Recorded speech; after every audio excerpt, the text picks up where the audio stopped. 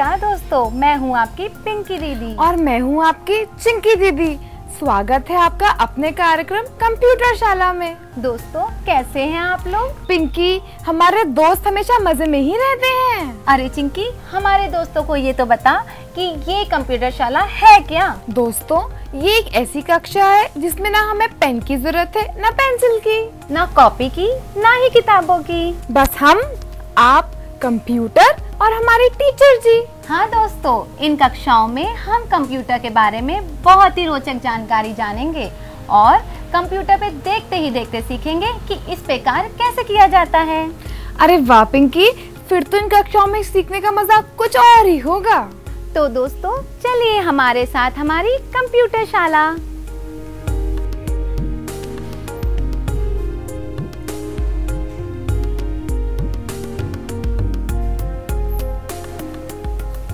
नमस्ते मैडम जी। नमस्ते बच्चों, आ गए तुम लोग। मैं तुम्हारी कक्षा की ही तैयारी कर रही थी।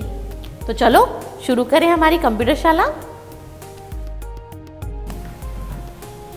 बच्चों, ये है हमारा कंप्यूटर। अरे मैडम जी, ये तो हमें पता है, इसे कंप्यूटर कहते हैं। इसके बारे में हमको सब कुछ सीखना है मैडम जी। हाँ बच्चों, यही सब सीखने तो तुम यहाँ आए हो। हम लोग इसके बारे में विस्तार से बात करेंगे और आज हम इसकी उपयोगिता को ही जानेंगे। सूचना प्रौद्योगिकी के इस युग में कंप्यूटर्स का उपयोग लगभग जीवन के सभी क्षेत्रों में हो रहा है। विभिन्न कार्यों को करने के लिए कंप्यूटर्स का उपयोग किया जाता है। चलो अब मैं तुम्हें इसके बारे में विस्तार से बताती हूँ। कंप्यूटर का वर्णन एक इलेक्ट्रॉनिक उपकरण के रूप में किया जाता है जो कि गणितीय, तार्किक एवं लेखाचित्रीय परिचालन जैसी क्रियाएं कर सकता है। कंप्यूटर वह अत्यधिक तीव्र गणना करने वाली युक्ति है जो कि निर्देशों के आधार पर डेटा की प्रोसेसिंग कर उपभोगी को सूचना देती है। इसलिए इसे सूचना युक्ति अथवा डेटा प्रोसेसिंग युक्ति भी कहते हैं। कंप्यूटर वह इलेक्ट्रॉनिक युक्ति है जो कि हमें तीव्र गति से डेटा प्रोसेस कर सूचना देती है। इसकी भंडारण क्षमता काफ़ी ज़्यादा होती है। इसमें जटिल अंकगणितीय एवं तार्किक गणनाएं संभव हैं। कंप्यूटर एक स्वचालित ऑपरेट मशीन है और इसके परिणाम सटीक होते हैं। मैडम जी, ये डेटा प्रोसेसिंग क्या होती है? डेटा प्रोसेसिंग, चलो पहले प्रोसेसिंग शब्द को समझते हैं। अच्छा, यह बताओ कि जब तुम्हें कोई कार्य दिया जाता है तो तुम उसे कैसे करते हो? मैडम जी, पहले हम उस कार्य को कैसे करें इसके बारे में सोचते हैं, फिर उस कार्य को करते हैं। बिल्कुल ठीक। उसी तरह से कंप्यूटर भी दिए गए निर्देशों को स्टोर कर उनके अनुसार डेटा पर कार्य करता है। इसे डेटा प्रोसेसिंग कहते हैं। डाटा प्रोसेसिंग एक सिस्टम है जिसमें कि कंप्यूटर डेटा को सूचना में परिवर्तित करता है। निर्देशों के अनुसार डेटा पर कार्य कर सूचना प्रस्तुत करना ही डेटा प्रोसेसिंग कहलाता है। समझे तुम लोग? जी मैडम जी। डेटा प्रोसेसिंग के लिए डेटा को स्टोर करना, गणितीय गणनाएं जैसे जोड़, गुणा, भाग आदि, तार्किक गणनाएं आदि कंप्यूटर बड़ी तीव्र गति से करता है। मैडम जी, क्या विश्व के सारे कंप्यूटर हमारे इस कंप्यूटर जैसे ही दिखते हैं? नहीं बच्चों, कीमत एवं आकार के आधार पर विभिन्न कंप्यूटरों को वर्गीकृत किया जाता है, जैसे micro computer, mini computer, mainframe एवं super computer. Mini computer micro computer की तुलना में साइज में बड़े एवं अत्यधिक भंडारण क्षमता वाले एवं तीव्र प्रोसेसिंग गति वाले होते हैं। मेन फ्रेम में एक से ज़्यादा केंद्रीय प्रोसेसिंग इकाइयाँ होती हैं और इनकी गति सैकड़ों मिलियन ऑपरेशन प्रति सेकंड होती है। दुनिया के सबसे बड़े एवं तेज गति वाले कंप्यूटर हैं सुपर कंप्यूटर। सुपर कंप्यूटर्स में एक से अधिक प्रोसेसरों द्वारा समानांतर प्रोसेसिंग होती है। मैडम जी, ये हमारा कंप्यूटर किस श्रेणी में आता है? बच्चों, यह एक पर्सनल कंप्यूटर है। पर्सनल कंप्यूटर एक समय में एक ही व्यक्ति द्वारा प्रयोग करने योग्य बनाया गया है। पर्सनल कंप्यूटर को दो मुख्य वर्गों में बांटा जा सकता है, स्थिर और पोर्टेबल कंप्यूटर्स। डेस्कटॉप कंप्यूटर्स को डेस्क या टेबल पर ही रखा जाता है, इसलिए इन्हें स्थिर कंप्यूटर माना जाता है। लैपटॉप छोटे पोर्टेबल कंप्यूटर होते हैं। चलो मैं तुम्हें अपना लैपटॉप दिखाती हूँ। लैपटॉप छोटे आकार के होते हैं एवं इनका वजन कुछ किलोग्राम ही होता है। कैसा लगा मेरा लैपटॉप? अरे वाह मैडम जी, बहुत अच्छा। आधुनिक लैपटॉप्स को उनके छोटे आकार के कारण नोटबुक कंप्यूटर्स भी कहा जाता है। मैडम जी हमें बताइए ना, इस कंप्यूटर को कैसे खोलते हैं? हाँ मैडम जी, हमें इसे खोलना बंद करना बताइए ना। हाँ बच्चों, बताती हूँ। चलो पहले इसे बंद करते हैं। यहाँ दिख रहे स्टार्ट बटन पे क्लिक करके शट डाउन पर क्लिक करना है। इसे ओके करने पर यह बंद हो जाएगा। समझे? जी मैडम जी। देखो, कैबिनेट पे लगे इस बटन को दबा के कंप्यूटर को हम फिर से चालू करते हैं। कंप्यूटर स्टार्ट होते ही ऑपरेटिंग सिस्टम अपने आप लोड हो जाता है। कंप्यूटर की इस प्रक्रिया को कंप्यूटर का बूट होना कहते हैं। मैडम जी, अभी आपने बोला ऑपरेटिंग सिस्टम, तो ये ऑपरेटिंग सिस्टम क्या होता है? बच्चों, ऑपरेटिंग सिस्टम कंप्यूटर के कार्य को आयोजित और नियंत्रित करता है। जब कंप्यूटर स्टार्ट करते हैं तो ऑपरेटिंग सिस्टम यह जांच करता है कि क्या कंप्यूटर के सभी पार्ट ठीक से काम कर रहे हैं। इन सब के सफलतापूर्वक जांच के बाद ऑपरेटिंग सिस्टम लोड होता है। Unix, Linux, Windows 95, Windows NT, XP आदि ऑपरेटिंग सिस्टम की श्रेणी में आते हैं। ऑपरेटिंग सिस्टम लोड होने के बाद यूज़र इंटरफेस प्रदान करता है, जिसके द्वारा हम कंप्यूटर के साथ अंतःक्रिया या संपर्क करते हैं। बच्चों, ऑपरेटिंग सिस्टम, हार्डवेयर, सॉफ्टवेयर आदि के बारे में हम आगे की कक्षा में विस्तार से बात करेंगे। अभी स्क्रीन पे देखो, हमारे कंप्यूटर में विंडो XP ऑपरेटिंग सिस्टम है। इसके लोड होते ही यह स्क्रीन दिखाई देती है। तो बच्चों, यहाँ तक समझ आया तुम्हें? जी मैडम। तो चलो बताओ, कंप्यूटर को बूट करने का क्या अर्थ होता है? मैडम जी, कंप्यूटर को बूट करना मतलब उसे स्टार्ट करना। नहीं पिंकी, ऑपरेटिंग सिस्टम लोड होने की प्रक्रिया को कहते हैं बूट होना। तो अरे पिंकी चिंकी, तुम दोनों ही सही हो। कंप्यूटर स्टार्ट होते ही ऑपरेटिंग सिस्टम अपने आप लोड हो जाता है।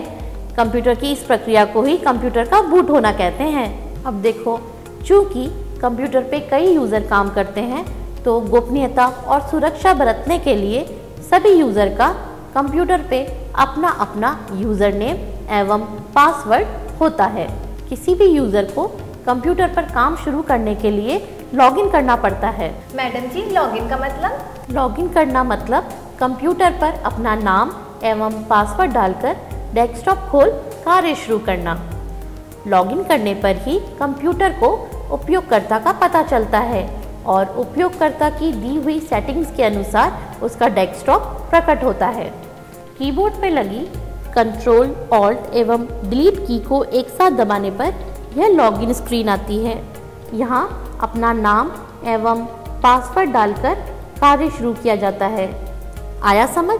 जी मैडम जी। मैडम जी, ये पासवर्ड ऐसा क्यों दिखाई दे रहा है? पासवर्ड गोपनीय अक्षरों की श्रृंखला है जो कंप्यूटर को अनधिकृत उपयोगकर्ताओं से बचाने में मदद करता है। इस पासवर्ड बॉक्स में जो भी अक्षर डालेंगे वे स्टार या डॉट के रूप में प्रकट होते हैं।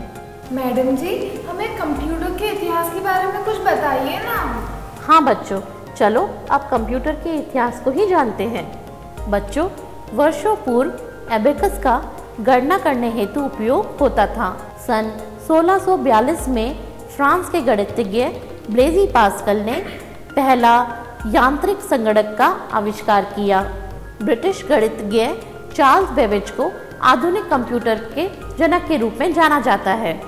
समय के साथ कंप्यूटर में इस्तेमाल तकनीक में परिवर्तन आता गया। इसका आकार छोटा होता गया और इसकी क्षमता कई गुना बढ़ती गई। प्रथम द्वितीय पीढ़ी के मिली माइक्रो सेकंड की गति से आज कंप्यूटर नैनो एवं पिको सेकंड की गति पे पहुंच गया है। पांचवी पीढ़ी के कंप्यूटर में डेटा को भंडारित करने हेतु जैव तकनीक का इस्तेमाल प्रस्तावित है।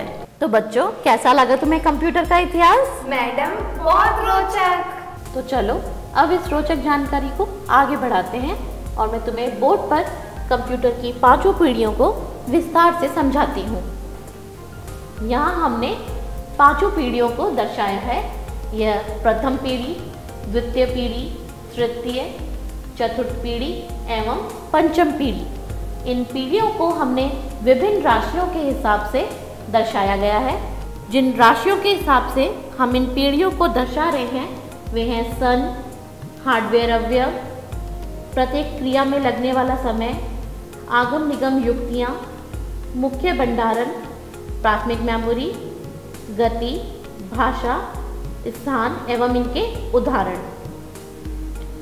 आओ अब देखते हैं कि अलग अलग पीढ़ियों में कैसे कंप्यूटर का विकास होता गया।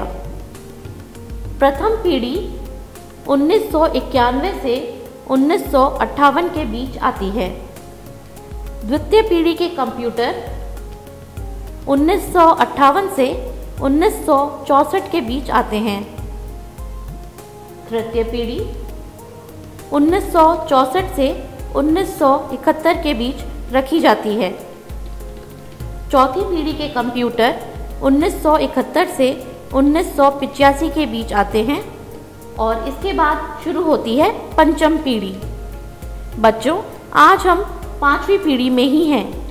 पहली पीढ़ी में गणना करने हेतु निर्वात नलिकाओं का उपयोग होता था।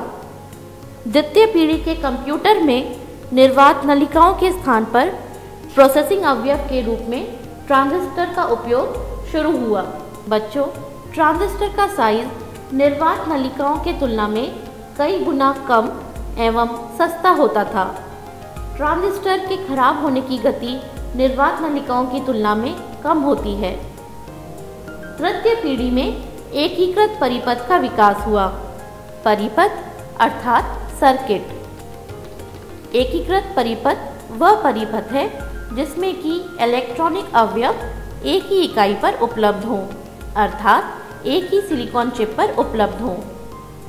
बच्चों, चौथी पीढ़ी में बहु एकीकृत परिपथ का इस्तेमाल शुरू हुआ। इस पीढ़ी में ऐतिहासिक परिवर्तन के रूप में माइक्रो प्रोसेसर का आविष्कार हुआ और 5वीं पीढ़ी में अति बहु एकीकृत परिपथ माइक्रो प्रोसेसर का इस्तेमाल हुआ। इन हार्डवेयर अवयव के कारण इनकी प्रत्येक क्रिया की जो गति है वह भी अलग अलग हो गई। 10,000 नैनोसेकंड प्रथम पीढ़ी में, इसी के विपरीत 3,000 नैनोसेकंड द्वितीय पीढ़ी में, 5 नैनोसेकंड तृतीय पीढ़ी में और चतुर्थ पीढ़ी में 1 नैनोसेकंड। आज पंचम पीढ़ी में 0.3 नैनोसेकंड में एक क्रिया संभव है। प्रथम पीढ़ी में आगम निगम युक्तियों के रूप में पेपर टेप, पंच कार्ड का इस्तेमाल होता था। द्वितीय पीढ़ी में स्कैनर का भी आविष्कार हुआ। तृतीय पीढ़ी में फ्लॉपी एवं ऑप्टिकल डिस्क इस्तेमाल होने लगी और चतुर्थ पीढ़ी में मॉनिटर, प्रिंटर का इस्तेमाल शुरू हुआ। पंचम पीढ़ी में शब्द पहचान सिस्टम का उपयोग होता है। प्रथम पीढ़ी में मुख्य भंडारण क्षमता है 10 KB अर्थात 10 किलोबाइट। द्वितीय पीढ़ी में यही मुख्य भंडारण क्षमता बढ़कर हो गई 100 किलोबाइट। तृतीय पीढ़ी में 1 मेगाबाइट और चतुर्थ पीढ़ी में 10 मेगाबाइट। आज पंचम पीढ़ी में हम 32 मेगाबाइट से 128 मेगाबाइट पर पहुंच चुके हैं। प्रथम पीढ़ी में प्राथमिक मेमोरी के लिए चुंबकीय ड्रम का इस्तेमाल होता था। द्वितीय पीढ़ी में मैग्नेटिक कोर का इस्तेमाल होता था। तृतीय पीढ़ी में आई सेमीकंडक्टर मेमोरीज। यही मेमोरीज चतुर्थ पीढ़ी में और आज भी इस्तेमाल होती हैं।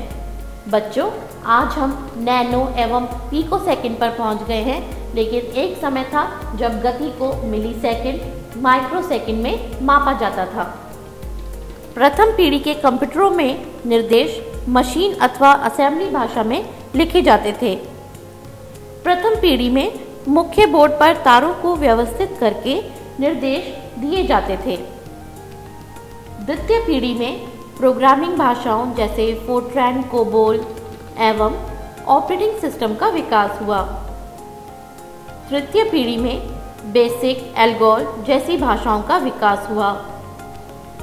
चतुर्थ पीढ़ी में सॉफ्टवेयर पैकेजेस का विकास हुआ और ढांचागत प्रोग्रामिंग का प्रयोग शुरू हुआ। इस पीढ़ी में DBMS जैसे महत्वपूर्ण सिद्धांत का विकास हुआ और आज पंचम पीढ़ी में C++, जावा आदि उच्च स्तरीय भाषाओं के साथ साथ क्वेरी लैंग्वेजेस का उपयोग होता है। प्रथम पीढ़ी और द्वितीय पीढ़ी में कंप्यूटरों का आकार काफ़ी अधिक होता था, इसलिए इन्हें रखने के लिए काफ़ी अधिक स्थान की आवश्यकता होती थी। तृतीय पीढ़ी में एकीकृत परिपथ का इस्तेमाल होने लगा और इससे कंप्यूटर का साइज काफ़ी कम हो गया, इसलिए काफ़ी कम स्थान की आवश्यकता पड़ने लगी। चतुर्थ पीढ़ी में डेस्कटॉप कंप्यूटर्स को डेस्क या टेबल पर ही रखा जा सकता है और आज पंचम पीढ़ी में हम लैपटॉप्स, नोटबुक, कंप्यूटर का इस्तेमाल करते हैं, जिससे कि काफ़ी कम जगह की ज़रूरत होती है। चतुर्थ पीढ़ी के कंप्यूटरों का आकार बहुत छोटा होने के कारण इन्होंने बहुत अधिक ख्याति पाई है तथा इस पीढ़ी के कंप्यूटरों का प्रयोग हमारे जीवन के प्रत्येक क्षेत्र, विज्ञान, तकनीक, व्यापार, शिक्षा, स्वास्थ्य आदि में हो रहा है। इनके उदाहरण हैं मोटोरोला एवं इंटेल। प्रथम पीढ़ी में IBM 701, यूनिवैक जैसे कंप्यूटर का इस्तेमाल होता था। इसी तरह से यह द्वितीय और तृतीय पीढ़ी के उदाहरण हैं। वैज्ञानिक यह महसूस कर रहे हैं कि पांचवी पीढ़ी के कंप्यूटर में एकीकृत परिपथों के क्षेत्र में कोई महत्वपूर्ण विकास होगा और उनका आकार और कम होगा।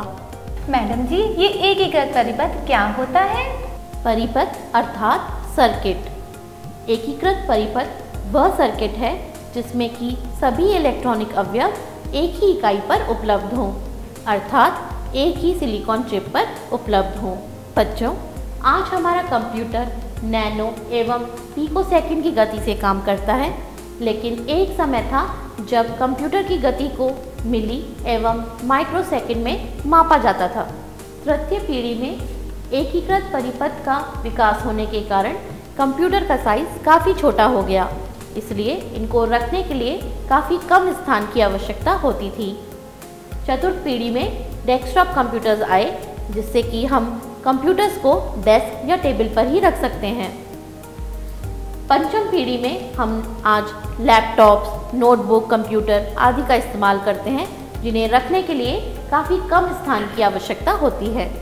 चतुर्थ पीढ़ी के कंप्यूटरों का आकार बहुत कम होने के कारण इन्होंने बहुत अधिक ख्याति पाई है और इनका उपयोग हमारे जीवन के सभी क्षेत्रों में जैसे तकनीकी, व्यापार, शिक्षा, स्वास्थ्य आदि में हो रहा है। तो बच्चों, यह था कंप्यूटर का इतिहास। कंप्यूटर का विकास कैसे हुआ यह तो तुम्हें बहुत अच्छे से समझ आ गया होगा। तो चलो अब मैं तुम्हें आगे बताती हूँ। बच्चों, तुमने मेरा लैपटॉप देखा था ना? हाँ मैडम। कितना छोटा एवं हल्का था। आने वाले समय में कंप्यूटर इससे भी छोटे और हल्के होंगे, लेकिन उनकी गति कई अधिक होगी। आजकल कंप्यूटर का उपयोग जीवन के सभी क्षेत्रों में हो रहा है। सॉफ्टवेयर के रूप में कृत्रिम बुद्धि पर आधारित जैविक परिपथों का विकास हो रहा है। इससे मानव की ही भांति कंप्यूटर भी डेटा की प्रोसेसिंग कर पाएगा। अरे वाह मैडम, क्या ऐसा सच में संभव होगा?